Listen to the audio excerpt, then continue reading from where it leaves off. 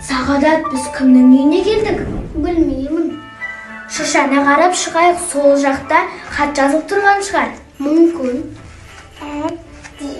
Міне, осы ішінде хат болар. Мүмкін.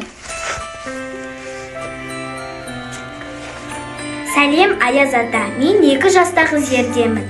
Мен осы жылды тәртіпті болып өткіздім. Мен өзімнің қалауымды осы хатқа жазып кеттім. Алдымен осы печеньеларды жеңіздер. Біз зерденің үйінде екенбіз ғой. Онда кішкентай зерденің арманын орындайық. Иә. Зерде осы сыйлықты қалапты ғой. Енді зерде қуанып қалады. Иә. Ендеше біз зердеге де хат жолдайық. Иә. Мына печеньеларды алайық, бізге берді ғой. Иә. Балалар, біз сендерге ертең келетін боламыз.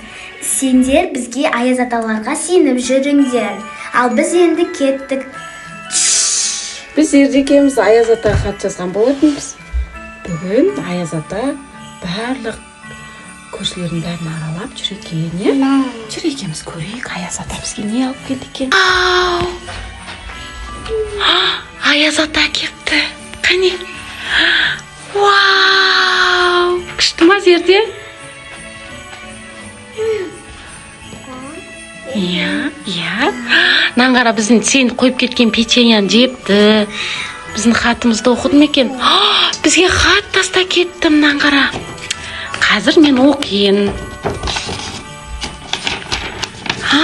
Хатқа бүйтіп жазыпты. Зерде, сен өте ақылды қыз болдың биыл. Иә. Сенің биылғы жетістіктерің өте көп болды, өте тәртіпті қыз болдың деп жазыпты Аяз ата.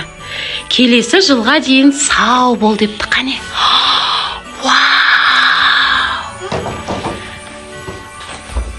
Аяз ата бар екен, достар. Аяз атаға сенейік. Біздің жазған хатымызға Аяз ата мінекей жауабын қайтарды. Біз далаға прогулкаға шығып келгенше Аяз ата келіп зерденің ойыншығын қалдыр кетіпті, жазған хатын.